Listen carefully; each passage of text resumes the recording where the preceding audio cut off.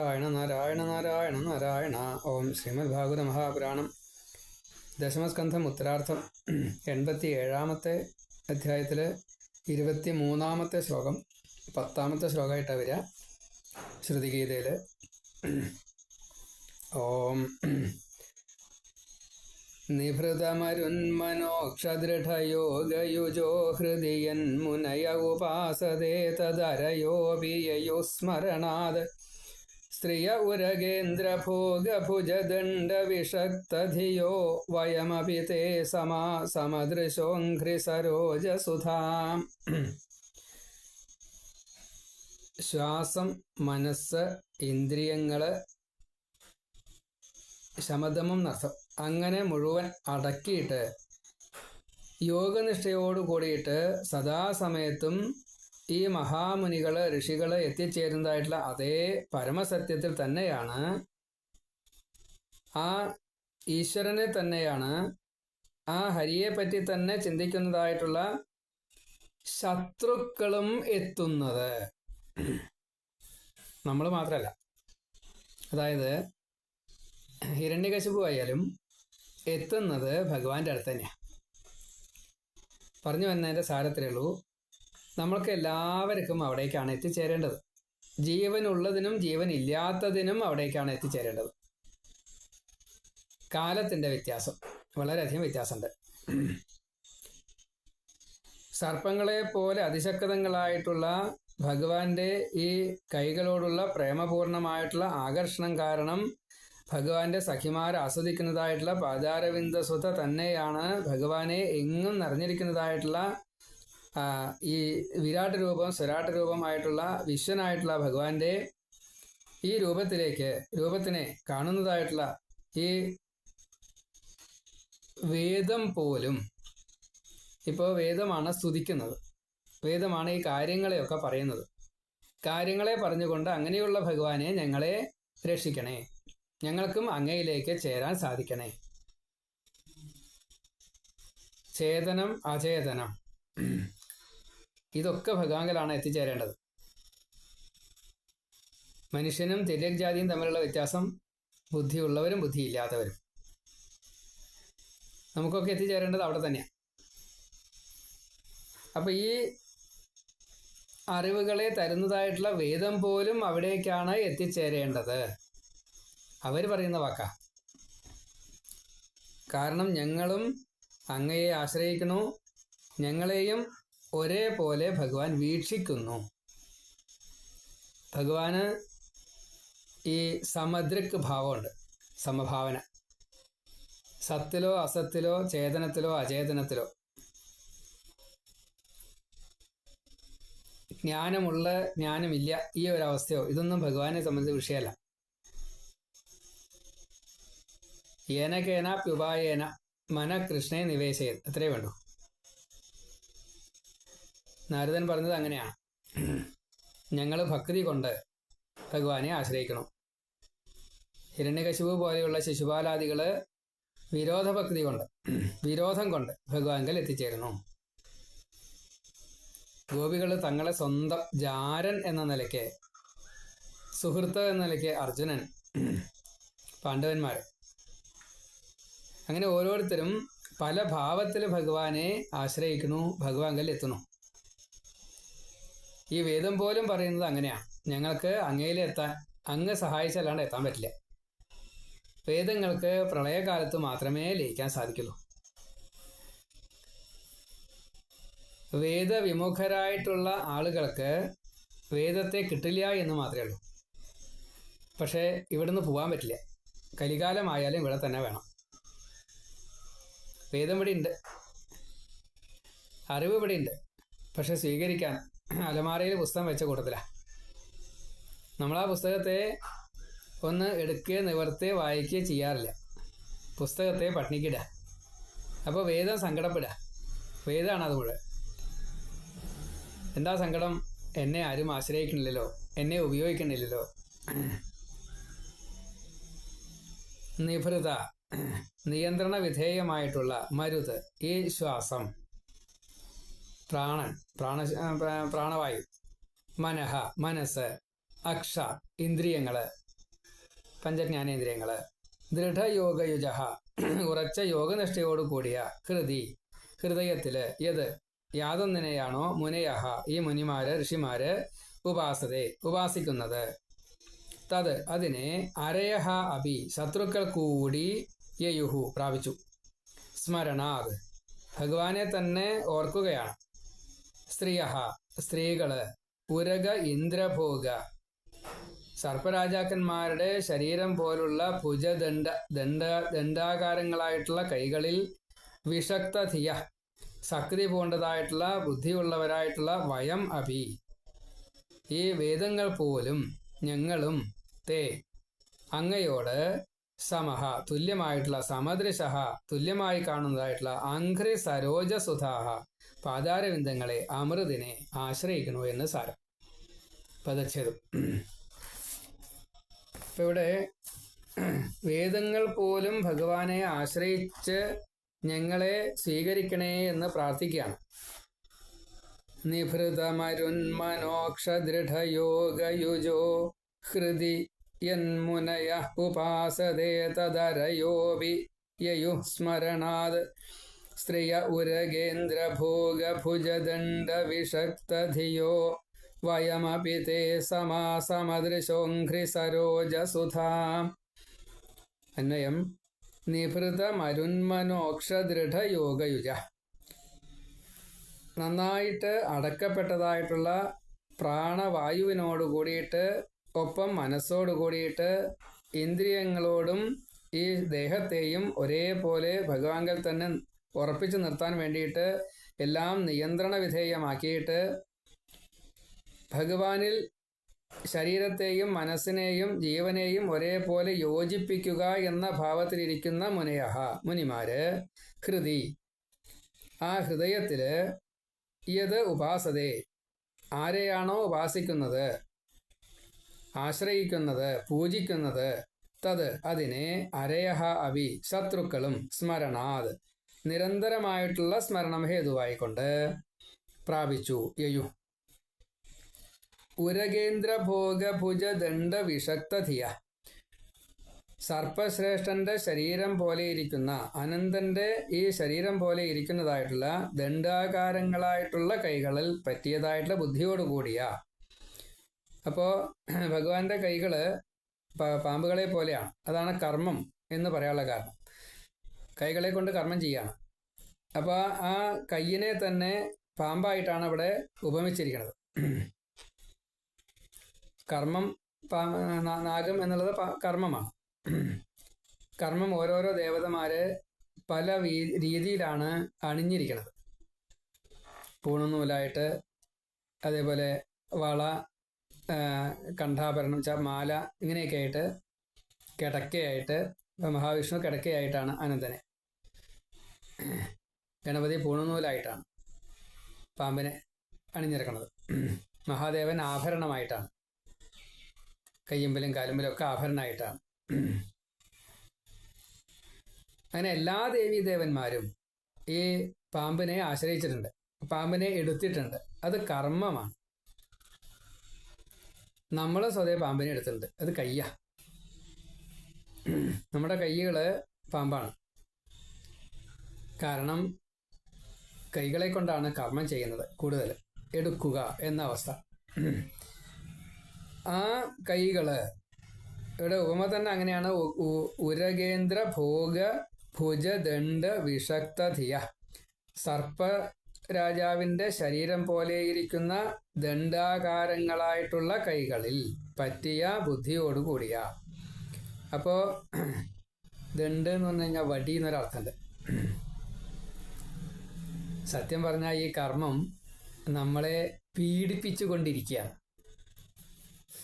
നമ്മൾ കർമ്മം ചെയ്യുമ്പോൾ അതിൻ്റെ പീഡയാണ് ശരിക്ക് സാത്വികമല്ലാത്ത കർമ്മം ചെയ്യുമ്പോൾ വിപരീതമായിട്ട് നമ്മിലേക്ക് ഫലമായിട്ട് വരുന്ന ഈ പാപാദികൾ, ദുഃഖാദികൾ വരുന്നത്. അത് വരാതിരിക്കാൻ നമ്മൾ എന്ത് ചെയ്യണം? ഈ ചെയ്യുന്ന പ്രവൃത്തികൾ മുഴുവൻ, കൈകൊണ്ട് ചെയ്യുന്നത് മുഴുവൻ പരിചര്യയായിട്ട് മാറ്റണം. അപ്പോൾ അത് ഈശ്വര ആരാധനയാണ്. പരിചര്യ മുഴുവൻ ഈശ്വര ആരാധനയാണ്. ആ ഈശ്വര ആരാധന കൊണ്ട് എന്താ ഫലമാണ് കിട്ടുക? നമ്മിൽ നിന്ന് ഇപ്പം നമ്മൾ ആരാധിക്കുമ്പോൾ മലത്തിയിട്ട് വേണം ആരാധിക്കാൻ. കൈകളെ കവുത്തിയിട്ട് ഇടുക എന്നാ പറയുക. അത് പാടില്ല. അർച്ചനയ്ക്ക് പൂക്കൾ എടുത്തു കഴിഞ്ഞ് മലത്തിയിട്ട് ഇടണം. മലത്തിയിട്ടാണ് അർച്ചിക്കേണ്ടത്. പൂക്കള് കൈ കമത്തിയിട്ട് ഇടുന്നതും പൂക്കള് കൈ മലർത്തിയിട്ട് അർച്ചിക്കുന്നതും തമ്മിലുള്ള വ്യത്യാസം വളരെയധികമുണ്ട്. അപ്പോൾ ഒരു പൂജ പഠിക്കുന്നയാൾ ആദ്യം പഠിക്കേണ്ടത് ഇങ്ങനെയാണ്. അർച്ചിക്കല് മലത്തിയിട്ട് വേണം. അപ്പോഴേ അത് പരിചര്യമുള്ളൂ. മറ്റത് പരിചര്യമല്ല. അത്ര വ്യത്യാസമുണ്ട്. ഇങ്ങനെ ഈ കൈകളെ കൊണ്ട് ചെയ്യുന്നത് മുഴുവൻ സ്ത്രീയ അഭി, ഈ സ്ത്രീകള് സമദൃശഃ, സമദ്രക്ക് ഭാവത്തോടു കൂടിയിട്ട് അംഘ്രി സരോജസുധാഹ, തൃപ്പാദങ്ങളായിട്ടുള്ള താമരക്കാലുകളെ പാനം ചെയ്യുന്നവരായിട്ടുള്ള വയം അഭി, ഞങ്ങളെ പോലെയുള്ള വേദങ്ങളും തേ സമാഹ, അങ്ങയ്ക്ക് തുല്യകളാണ്. അപ്പോ അതിന് പറഞ്ഞു വന്നേരം സാരെന്താ? ഭഗവാനെ സംബന്ധിച്ച് വേദങ്ങളായാലും പൂജകളായാലും അതേപോലെ ബാക്കിയുള്ള നാനാത്വങ്ങൾ ധാരാളമുണ്ട്. ഈ നാനാത്വങ്ങൾ ധാരാളമുള്ളത് മുഴുവൻ ഭഗവാനെ സംബന്ധിച്ച് സമം ആണ്. നമുക്ക് സമല്ല. നമുക്ക് സമാവാൻ കുറച്ച് പ്രയാസമുണ്ട്. ഇഷ്ടമുള്ളതിനെയൊക്കെ നാം സ്വീകരിക്കുന്നു, ഇഷ്ടമില്ലാത്തതിനെയെല്ലാം നാം ഉപേക്ഷിക്കുന്നു. ഏതാണ് ഇഷ്ടം ഏതാണ് അനിഷ്ടം എന്ന് പോലും നമുക്ക് അറിയൂല. കാരണം നമ്മൾ സമഭാവനില്ല. ദുഃഖേച്ഛ സുഖമാനിന ആയതുകൊണ്ട് ശരീരത്തിൻ്റെ ഇന്ദ്രിയങ്ങൾക്ക് സുഖത്തെ കിട്ടുന്നു എങ്കിൽ, താൽക്കാലികമായിട്ട് മനസ്സിന് സുഖം കിട്ടുന്നു എങ്കിൽ അതിനെ നമ്മൾ ഭഗവത് പ്രസാദമായിട്ട് കണക്കാക്കുന്നു. പക്ഷേ അതല്ല ഭഗവത് പ്രസാദം. അത് ഈ നാരായണീ സേനയാണ്. യഥാർത്ഥത്തിലുള്ള ഭഗവത് സേവ ഭഗവാനെ നമുക്ക് കിട്ടുകയാണ് വേണ്ടത്.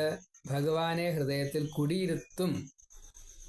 ഞാൻ എൻ്റെ ഹൃദയത്തിൽ ഭഗവാനെ കുടിയിരുത്തും. എനിക്ക് എപ്പോഴും കാണാനും പൂജിക്കാനും. എന്നിൽ നിന്നും എൻ്റെ ദൃഷ്ടി പുറമേക്ക് പോകുമ്പോൾ ഞാൻ കാണുന്നത് മുഴുവൻ ഈശ്വരനെയാണ്. അതുകൊണ്ട് ആ ഈശ്വരനെ സേവിക്കുക എന്ന ഭാവത്തോട് കൂടിയിട്ട് ഞാൻ ചെയ്യുന്ന എല്ലാ പ്രവൃത്തികളും, ഇപ്പം കൈകൊണ്ട് ചെയ്യുക എന്ന് മാത്രമല്ല കേട്ടോ, 10 ഇന്ദ്രിയങ്ങളെ കൊണ്ടും മനസ്സുകൊണ്ടും ചെയ്യുന്ന കർമ്മങ്ങൾ മുഴുവൻ ത്രികരണങ്ങളിലാണ് പെടുക. അത് മുഴുവൻ അത് കയ്യിനെ കൊണ്ടാണെന്ന് പറയാമെന്ന് മാത്രമേ ഉള്ളൂ. ആ ദൃഷ്ടിനത പ്രതിനിവൃത്തിയ എന്ന് പറയാറുണ്ടല്ലോ. അപ്പം എന്താ? കണ്ണിനെ മാത്രമല്ല ഇങ്ങോട്ട് പിൻവലിക്കേണ്ടത്, എല്ലാ ഇന്ദ്രിയങ്ങളെയും ഒരേപോലെ, 11 ഇന്ദ്രിയങ്ങളെയും ഒരേപോലെ പിൻവലിക്കണം എന്ന കൂട്ടത്തിലാണ് 11 ഇന്ദ്രിയങ്ങളെ കൊണ്ടും ഭഗവത് സേവയായിട്ട് പരിചര്യയായിട്ട് ചെയ്യണം. ഞങ്ങളും അതേപോലെ ചെയ്യണു. അതുകൊണ്ട് തന്നെ ഭഗവാനെ അങ്ങ് സമദ്രിക്കായിട്ടുള്ള അങ്ങ് ഞങ്ങളെയും അതേപോലെ തന്നെ കണക്കാക്കണം. സാത്വികമായിട്ട് ചെയ്യുന്നതും ഭഗവാനെ സംബന്ധിച്ച് തുല്യമാണ്. ഈ ചീത്ത കാര്യങ്ങൾ ചെയ്യുന്നവരും ഭഗവാനെ സംബന്ധിച്ച് തുല്യമാണ്. അപ്പം അതുകൊണ്ട് നമ്മൾ എന്ത് വേണം? നമ്മളെ കൊണ്ട് പറ്റാവുന്നത് മുഴുവൻ സാത്വികമായിട്ട് ചെയ്യുക, മറ്റുള്ളവരെ കൊണ്ടും സാത്വികമായിട്ട് ചെയ്യിക്കുക. ഇത് വേണം. അതാണ് യഥാർത്ഥത്തിലുള്ള ഒരു സജ്ജനം സാധു ചെയ്യേണ്ടത്. പക്ഷെ കലികാലത്തിൽ മറ്റുള്ളവരെ കൊണ്ട് ചെയ്യിക്കാൻ സാധിക്കില്ല. കാരണം ഞാൻ രാജാവാണ്. ഞാൻ രാജാവായാൽ എനിക്ക് മറ്റൊരാൾ പറഞ്ഞത് കേൾക്കാൻ മനസ്സ് വരില്ല. അതുകൊണ്ട് ആവണം ഒരു പക്ഷേ ഈ കലികാലം തുടങ്ങുന്ന നേരം തൊട്ട് മുന്നേ ആയിട്ട് നടന്ന ആ യുദ്ധത്തിൽ ശ്രീകൃഷ്ണൻ അർജുനനോട് പറഞ്ഞത്, ഞാൻ പറഞ്ഞതിനെ വിമർശനം ചെയ്തോളൂ, എന്നിട്ട് അങ്ങേക്ക് തോന്നിയത് എങ്ങനെയാണോ അങ്ങനെ ചെയ്തോളൂ എന്ന്. അശേഷേണ വിമർശ്യ എന്നാണ്. അങ്ങനെ മുഴുവൻ വിമർശനം ചെയ്തുകൊണ്ട് യഥേച്ഛസി തഥാ ഗുരു, എന്താണോ അങ്ങേക്ക് ഇഷ്ടമായിട്ട് തോന്നിയത് അത് ചെയ്തോളൂ. അപ്പോൾ അർജുനൻ യുദ്ധം ചെയ്യുകയാണ് ഉണ്ടായത്. അപ്പോൾ ഈ ഒരു ഭാവത്തിൽ നമ്മളും ചെയ്യണം. ഈ കർമ്മങ്ങൾ മുഴുവൻ അങ്ങനെയാണ് ചെയ്യേണ്ടത്. ഇവിടെ സമർത്ഥിക്കുന്നത് ഇതാണ്: വേദങ്ങൾ പോലും ഈശ്വരനെ സംബന്ധിച്ച് തുല്യമാണ്. അപ്പോൾ ഭഗവാൻ സമദ്രിക്കാണ് എന്നുള്ളത് സമർത്ഥിച്ചതാണ് ഇവിടെ. അപ്പോൾ നമ്മൾ നല്ലോണം മനസ്സിരുത്തിയാലാണ് ഈ സമദ്രിക്കായിട്ടുള്ള ഭഗവാന്റെ പ്രീതിയെ നമുക്ക് കിട്ടുള്ളൂ. അപ്പോൾ നമ്മുടെ ത്രികരണങ്ങൾ ഭഗവത് ഉപാസനയ്ക്ക് പ്രീതിക്കായിട്ട് എടുക്കണം. ഋഷികൾ, മുനികൾ ഇവരൊക്കെ മുഴുവൻ സമയവും ഭഗവാനെ യോജിപ്പിക്കുക, ജീവനെ ഭഗവാനുമായിട്ട് യോജിപ്പിക്കുക എന്ന പ്രവർത്തനത്തിൽ അവരുടെ പൂജ അതാണ്. അങ്ങനെ അവർ ഉപാസിക്കണു. അതേപോലെ തന്നെ ഈ ശിശുപാലാദികളും ഭഗവാനെ വിരോധഭക്തി കൊണ്ട് സ്മരിക്കുന്നു. അവരും എത്തിച്ചേരുന്നത് അതേ ഭഗവാന്റെ അടുത്ത് തന്നെയാണ്. അതേപോലെ തന്നെ ഈ ഭഗവാനിൽ നിന്നും കിട്ടേണ്ടതായിട്ടുള്ള ഈ അനുഗ്രഹ ആശിസ്സുകളെ നേടാൻ വേണ്ടിയിട്ട് നാം നമ്മുടെ പ്രവർത്തനങ്ങളെ മുഴുവൻ അത് ഭഗവത് അർപ്പിതമായിട്ട് ചെയ്തിട്ടില്ല എങ്കിൽ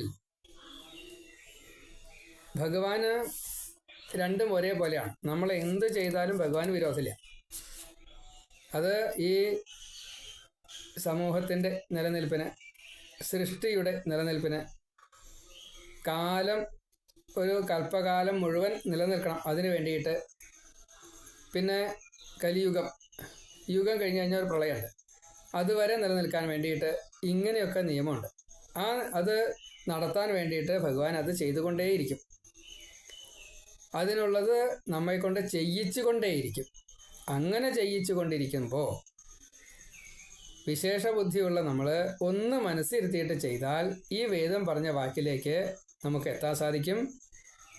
അപ്പോൾ സമദ്രിക്കായിട്ടുള്ള ഭഗവാങ്കൽ എത്താൻ വേണ്ടിയിട്ട് ഞങ്ങളും ആഗ്രഹിക്കുന്നു എന്ന ആ വേദത്തിൻ്റെ വാക്ക് നമുക്കും അങ്ങനെ പ്രവർത്തിക്കാൻ സാധിക്കും. ഭഗവാങ്കൽ എത്താനുള്ള ഉപായമായിട്ട് നമ്മുടെ പ്രവർത്തനങ്ങളെ മാറ്റാൻ സാധിക്കും. നിഭൃതമരുന്മനോക്ഷദൃഢയോഗയുജോ ഹൃദിയൻ മുനയ ഉപാസദേ തദരയോപി യയുസ്മരണാത് സ്ത്രിയ ഉരഗേന്ദ്രഭോഗഭുജദണ്ഡവിഷക്തധിയോ വയമപി തേ സമദൃശോഘ്രിസരോജസുധാ. അപ്പം നമ്മുടെ സ്മരണകള് ചരണസ്മരണം പ്രേംണ തവ ദേവ സുദുർലഭം യഥാ കഥഞ്ചിത് നൃഹരേ മമ ഭൂയാത് അഹർനിശം.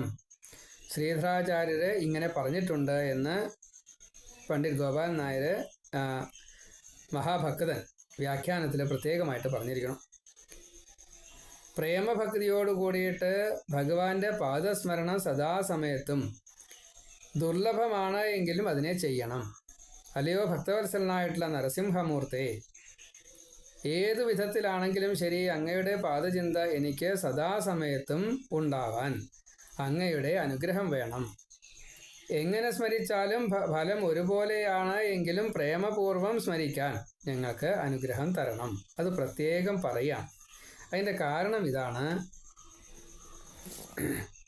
ഏനക്കേനാപ്യുപായേന മന കൃഷ്ണേ നിവേശേത് എന്ന് ഉണ്ട് എങ്കിലും നാരദനെ പോലെയോ അതല്ലെങ്കിൽ സേവനഭാവം ചെയ്യുന്ന രീതിയിലോ നമ്മുടെ പ്രവർത്തനങ്ങളെ എത്തിക്കാൻ ഭഗവാനോട് പ്രാർത്ഥിക്കണം എന്ന് വേദങ്ങൾ നമ്മെ ഉദ്ബോധിപ്പിക്കുകയാണ് എന്ന് സാരം. അത് നമുക്ക് ഭഗവാൻ തരുമാറാകട്ടെ. ഇപ്പോൾ 23-ാമത്തെ ശ്ലോകമാണ് നമ്മൾ പറഞ്ഞത്. 87 23-ാമത്തെ ശ്ലോകം.